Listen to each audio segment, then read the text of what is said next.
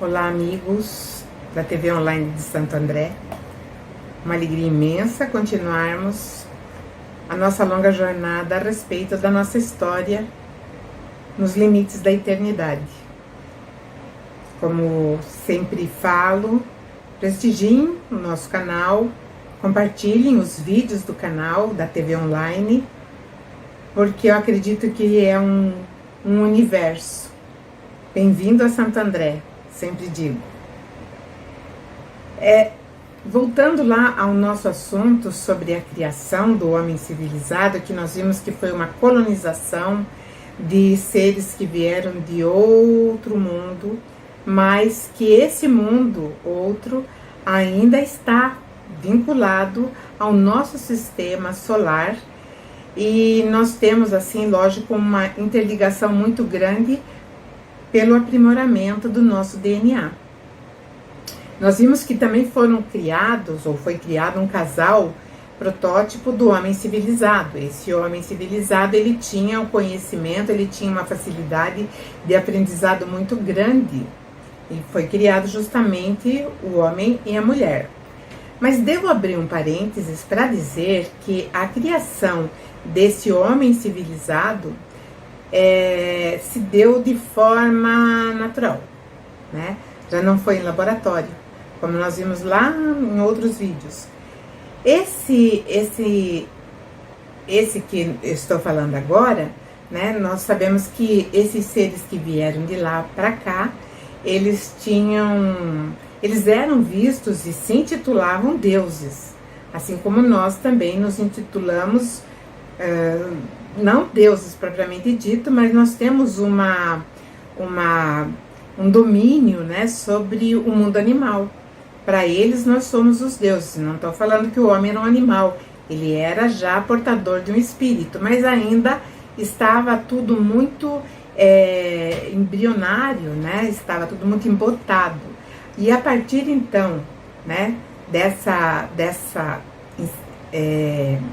mestiçagem, nós começamos a ter outro tipo de compreensão, de discernimento. Então nós passamos para um nível acima de conhecimento e de uso das nossas inteligências. No livro da Bíblia, da Gênesis, né, tem lá que foi Deus que criou o homem segundo a sua imagem e semelhança, homem e mulher os criou. Mas, num outro livro, que é uma tabuleta suméria, conta que, né, um dos deuses que estavam aqui disse o seguinte, isso está registrado, isso é documento, né? Da minha semente foi criado um novo tipo de terrestre, a minha imagem e semelhança. E é isso, Moisés, quando apanhou, porque Moisés tinha esse conhecimento, né? Então ele coloca isso como se fosse o Deus, mas era um deles que fez esse relato. E aí eu vou contar um pouquinho de como aconteceu. Um dos deuses, que era Enki, ele era um ser completamente ou conectado com a ciência ou conectado consigo mesmo, né, com seus instintos, e ele era extremamente sexualizado. E quando ele andava, né, ele tinha sua esposa, evidentemente, mas ele tinha outros, né, outros encontros, digamos assim, fortuitos, que nem contava, a esposa não ligava. Bom, passeava ele, né, pelas veredas daquele lugar onde ele estava, né, que era, deixa eu ver aqui, eles estavam passeando perto dali onde era o Edim, né, e aí ele vê duas moças muito bonitas, e elas eram extremamente atraentes para ele, né? E ele, evidentemente, falou para para o seu vizir, que era o Izimud, para que trouxesse as moças. E as moças vieram e ele namorou com as duas, teve relações sexuais e as duas engravidaram. E aí de uma nasceu um menino e da outra nasceu uma menina, que eram muito bonitas. Então aí que nasce o Adapa. Adapa significa em sumério, né, o rejeitado. E aí, por outro lado, a menina recebe o nome de Titi porque era da terra, né? Ti é terra. E aí eles criaram essas crianças com muito amor. Na verdade, essa criação, ela foi bem diligente, assim, né? Eles entenderam que ali era um marco muito importante, onde tinha a entronização de duas raças, né, que se entrosaram e perfeitamente saíram dois seres completamente perfeitos, bonitos, que segundo consta, né, nos anais lá das histórias sumérias, era um ser mais bonito que o da terra, nativo, e um ser mais bonito que eles que vieram. Então eles ficaram muito felizes, orgulhosos, e chamaram, inclusive Enlil, que era o deus, que era o senhor do comando geral, ele que não via com os bons olhos, quando ele foi chamado, ele olhou esses dois seres e ele ficou satisfeito com o que viu. Ele gostou daquilo que viu. E aí Enki, que era o irmão de Enlil, ele diz: agora nós temos uma nova raça. Só que Enlil tinha uma ideia um pouquinho diferente. Falou: agora que nós somos uma nova raça, a Terra tem uma nova raça, essa nova raça está completamente conectada com o nosso DNA, nós temos completa responsabilidades com esses seres. Eu, como Senhor do Mando, e como prometia um Pai do Céu, eu devo submeter essa civilização ao mundo, né? Fazer desse mundo com a civilização justa e moralizada, e ter todo o contexto ético. E não é uma coisa fácil, a gente sabe disso, né? Muitas vezes nós temos 3 filhos e sabemos que esses 3 nós vamos educá-los iguais, né? Mas um será diferente do outro. E às vezes um é completamente diferente dos outros 2, com os mesmos princípios, né, que nós passamos para os 3 de uma forma geral. E assim nasceram aquilo que a Bíblia chama do nascimento de Caim e Abel.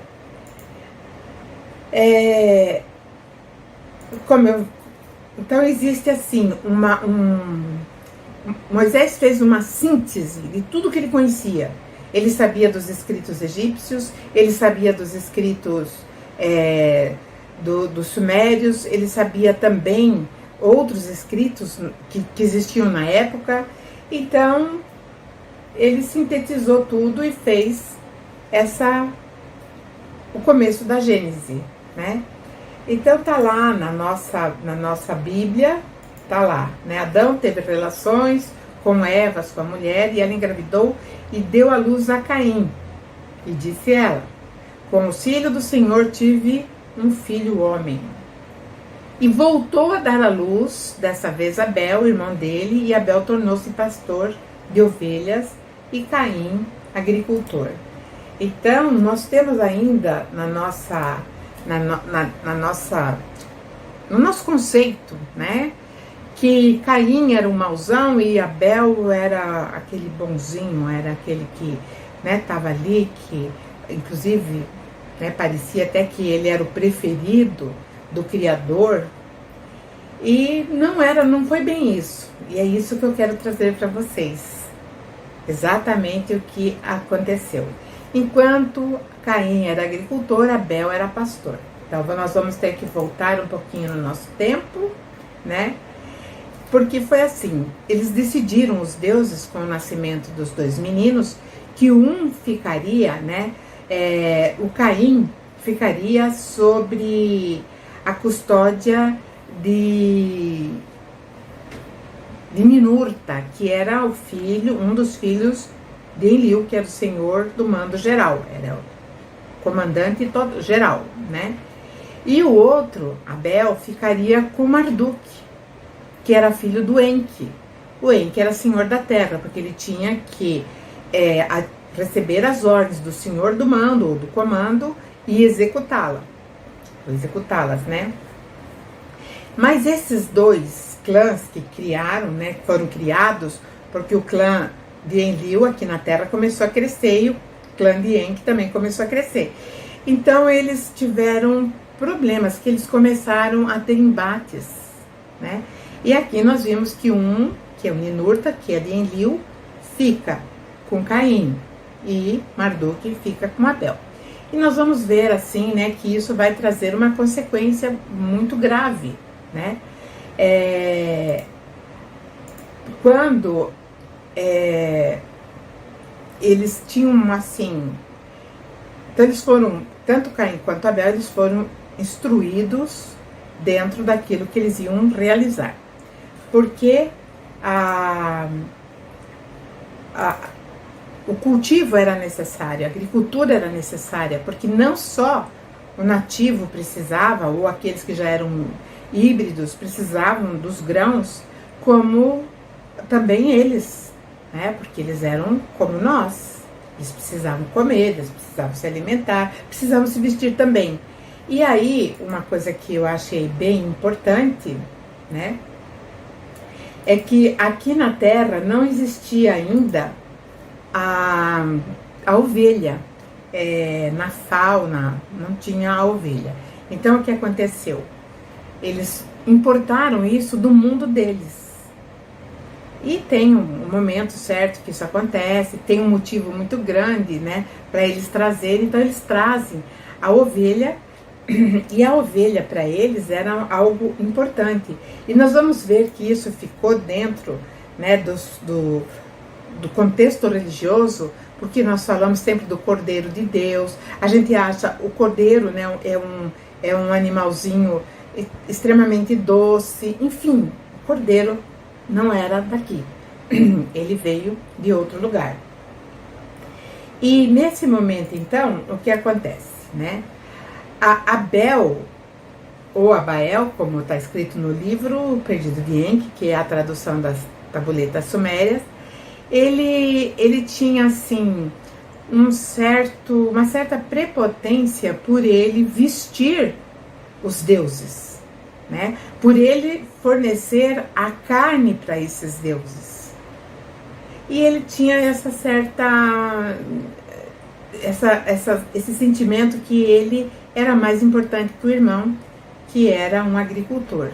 O irmão, que era agricultor, mas também fazia pecuária, falou para o irmão, eu também sou importante, porque afinal de contas coloco os grãos que mata a fome, não só deles, mas como a nossa. E também tem um outro item muito importante, é através do meu esforço, né, que existe hoje, por exemplo, a carne do boi, né, a carne da cabra, porque fui eu que fui buscar. Mas Abel, ele estava mais voltado para si mesmo, né? Aí Enlil, que era o senhor do mando, que era o comandante geral, né? Ele fez ele tinha uma festa que eles trouxeram também de lá, onde essa festa era a festa das primícias. E essa festa das primícias, eles recebiam as primeiras, digamos assim, as primeiras safras de grãos, traziam os melhores animais, as melhores ovelhas. E nesse momento, então, que chega, né, que eu digo que é a raiz de todo mal, né? Quando eles chegaram e depositaram, por exemplo, Abel chegou e depositou nos pés dos deuses as melhores ovelhas. E aí Enlil alegremente abençoou os dois irmãos, ficou feliz, falou: muito bem, vocês estão trazendo a prosperidade, vocês estão transformando, né, aquilo que era impossível, impossibilidade de vida, de sustento para tantos. E quando Caim colocou, né, as suas primícias das primeiras colheitas, porque na verdade, primeiramente, Enlil tinha abençoado os dois, né? E no segundo, quando vem Caim, né, que coloca as suas primícias, em que simplesmente, que era outro Deus, abraçou o filho, que era responsável por ele, simplesmente não deu a menor bola para o trabalho, pro esforço, né, que ele havia feito para agradar os deuses, né? E Abel se sentiu muito orgulhoso com isso. E ele diz assim: sou eu quem traz a abundância que sacia os Anunnaki, que eram eles de longe, que dá força aos heróis e que proporciona lã para as suas roupas. Mas Caim, né, retrucava: sou eu que encho as pradarias com abundância, que faço os sulcos na terra onde os grãos são fartos, em cujos campos se multiplicam os pássaros, em cujos canais os peixes são fartos. Também ele diz: produzo, né, o pão que sustenta toda a variação de dieta, de alimentação. Então aí começou aquele momento, digamos, triste, né, da história da civilização humana, onde um irmão começou a brigar com o outro. E nessa briga que eles tiveram, né, no calor daquele momento, eles se engalfinharam, foi uma luta corporal, e no calor do momento, né, Caim, para se defender, ou até para alvejar na hora da raiva, deu, né, uma pedrada na cabeça do irmão e atingiu uma região letal, e o irmão veio a falecer. E a partir de então, né, existe essa situação que Caim era muito ruim, mas na verdade eles tinham exatamente os mesmos defeitos que nós temos, de arrogância e também de competitividade. Então eles se competiam, né? E aí, quando isso aconteceu, evidentemente, o pai, que era um Deus, Enki, ele ficou muito abalado, porque ele não imaginava que um filho mataria o outro. E aí o Caim foi condenado à morte. Mas ele apelou, ele falou: não matem. Aí Enlil fala: então tá, então que levem, ele seja exilado para as terras além dos mares, que seria a América. Então Caim, ele vem para cá, né? E aí na Bíblia tem que fosse colocado na sua face um sinal para que ninguém matasse, porque aquele que matasse em Caim também seria morto. Na verdade, lá a história dos sumérios é que, segundo os registros, é que Enlil falou assim para Ninginzida, que era seu sobrinho e também era um médico geneticista. Ele falou: coloque uma marca genética em Caim, para que ninguém o mate e para que nós possamos reconhecê-lo entre os outros, porque pro lado de cá também já havia seres viventes, né? E nesse momento, então, né, é feito uma inserção genética em Caim, que os seus descendentes nasceriam imberbes, ou seja, os homens não teriam barba. E muita gente fala que são os índios, né? Mas a gente sabe que a maioria, evidentemente, a maioria dos índios não tem barba, né? Ou pelos. E seriam esses daí, né, que vieram povoar todas as Américas, né? E aí, então, essa é a história dos gêmeos que eu deixo para vocês hoje, tá bom? Obrigada pela audiência, um grande abraço, um beijo e até a próxima!